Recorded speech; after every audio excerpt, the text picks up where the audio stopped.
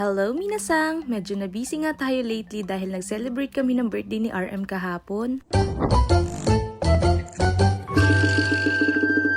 Busy-busyhan nga tayo lately kaya ngayon na naman lang ako nakapag-upload. Kahapon nga ay nag-celebrate kami ng birthday ng asawa ko. Kaya ito't una ko nga niready itong panglumpia. Dati kapag naglulumpia ako ay niluluto ko na muna yung loob pero ngayon itatry ko tong hilaw. Pagkatapos ko nga yan i-prepare, naglinis na muna ako dito sa higaan namin dahil papalitan ko na ng mga sapin. Syempre kailangan laging malinis yung sapin natin dahil madaling ang kapitan ng mga alikabok yung mga yan. Kaya ako madalas talaga ako nagpapalit lagi ng sapin dahil itong si Miyuki nga at saka si Kuya ay madalas talaga magtatatalon dyan sa kama. Kaya yung kama namin ay madalas talagang magdumi agad. Habang nagpapalit nga pala ako dyan ng sapin, itong si RM naman ay nagre-ready na nitong kakainin namin pang ulam. Nakabili nga kami nitong tender juicy sa Don Quijote pero hindi siya gawa sa Pure Foods. Tuwan-tuwa nga to si Kuya at saka si Miyuki dahil favorite nga nila yan kahit hindi totoong tender juicy. Nabukasan nga ito't nag-almusal na nga kami at nagkape nito ni birthday boy. Meron nga siya ditong pinapalaman sa tinapay. Limot ko na nga kung anong tawag. Galing pa nga po sa Pinas yan. Pagkatapos nga namin magkape, sinimulan ko na nga ang pagbabalot nitong lumpia dahil sigurado marami-raming balutan to mga besh. Syempre hindi pwedeng mawala sa handaan ang lumpia, no? Sa susunod tuturuan ko kayo nitong mga recipe ko sa lumpia dahil super sarap nga nito lalong-lalo na kapag may cheese. Etong si RM naman ay nagtitiklop na dito sa sala para nga daw matapos na yung gagawin ko. Maglilinis pa kasi kami nitong bahay dahil nga nag-invite siya ng konting kaibigan niya na bagong kilala niya dito sa Yamanashi. Maya-maya nga umalis si RM saglit dahil bibili nga siya ng mga inumin dahil nga nalimutan namin. Sinamantala ko naman dahil ito nga nag-prepare ako sa kanya ng kaunting design na hindi niya alam para naman ma-feel niya na birthday niya kahit ganitong design nga lang. Sinimulan ko na nga rin magluto nitong pansit dahil hapon na nga nung time na yan. Medyo nagmamadali na nga ako niyan dahil hindi ko na nga namalayan yung oras. Buti na nga lang din madali lang lutuin tong pansit. Style Pinas nga tong pansit na to dahil na-miss ko nga ang lasa. Plus gumawa na rin nga ako nitong pizza roll para partner sa pansit. Mahilig nga akong gumawa ng ganito kapag sa mga handaan dahil bukod sa mura madali lang din gawin. Nagmumultitask na nga ako niyan dahil sobrang dami ko pang ginagawa kaya ayan buti naman natapos ko siya. Etong si Miyuki nga nauna nang kumain dito sa lamesa at siya na nga unang kumain itong pansit dahil paborito niya nga yan. Maya-maya nga lang din may una nang dumating na kaibigan ni RM at ito nga pinakain ko na nga sila dyan. Buti na nga lang din natapos na rin nga agad ako nung mga time na yan. Habang itong dalawang chikiting ko nga dito na nagtambay sa kwarto pagkakain. Tiningnan ko nga pala itong mga binili ni RM na inumin at pagtingin ko nga napakaraming alak pala mga binili. Simpleng celebration nga lang pala itong ginawa namin dahil kami-kami lang naman dito sa bahay. Kaunti nga lang yung niluto ko dito pero itong sila mama bumili pang ng pizza. Sabi ko nga gumawa na ako ng pizza roll pero bumili pa rin nga sila. Ang ganda nga lang nitong birthday ni RM dahil laging holiday dito sa Japan tuwing birthday niya. Eto nga nag-blow na nga si RM ng cake. Syempre hindi pwedeng magpatalo tong dalawang chikiting dahil sila din dapat mag-blow ng cake. Itsura pa nga ni Miyuki kakaayos ko lang ng buhok. Ayan gulo-gulo na naman. Etong si Miyuki nga ang sama na naman ang tingin sa cake dahil sigurado siya na naman ang uubos niya mga yan. Pagdating talaga sa cake napakaganda talaga ng mga cake dito sa Japan at nakakapanghinayang kainin. Maya-maya nga lang, eto't may customer ako sa pagni-nail. Itong si Timarilo nga pinapatanggal na yung nail niya dahil nga nagtatrabaho daw siya sa kainan. Baka daw matanggal yung mga nail niya habang nagmamasa siya ng pagkain. Habang eto't sila RM, dumating na nga yung iba niyang bisita at ito nga't nagiinuman na nga sila dito sa sala. Habang nagkakainan nga pala sila dyan, eto't nagluto naman ako nitong fishbowl na ginawa ko at saka kwek-kwek dahil nga ipapatikim ko sa kanila. Tuwan-tuwa nga sila dahil napakarami nga daw ng mga inihanda naming pagkain. Sabi ko nga sa kanila isipin na lang nila na nasa Pinas sila. Maya-maya nga inayos na namin itong ipanti-take out namin sa kanila dahil sobrang dami nga nang natirang pansit at saka ibang pagkain. Sayang naman kasi to kung hindi rin naman makakain kaya ito't iniready nga namin at ipinadala ko nga sa kanila para meron na rin silang pang-almusal kinabukasan. Ito nga yung mga Pinoy na nakilala namin sa Autobox kaya ito't nagkaroon na rin si RM ng mga kaibigan dito sa Kofu. Ang babait nga nitong mga kaibigan ni RM, mga bata pa nga sila at halos hindi magkakalayo yung mga edad namin kaya ayan nagkaroon talaga kami ng kaibigan dito. Kahit nga may mga pasok yan kinabukasan talaga nag-abala silang pumunta dito sa bahay. TikTokeris nga pala tong si Kuya Marvin yung nakasombrerong puti. Ang babait nga niyang mga yan. Etong si Kuya nga hindi rin talaga nagpatalo at nakikanta rin nga dito sa amin. Tuwan-tuwa nga yung mga kaibigan ni RM dahil napakabibo nga daw ni Kuya at talagang todo pasikat yan ng mga kanta niya at saka mga sayaw niya. Nagkaroon nga din ng kalaro tong si Kuya at saka si Miyuki kaya ayan hindi talaga nila tinigilan ng laro yan dalawang magkapatid na yan.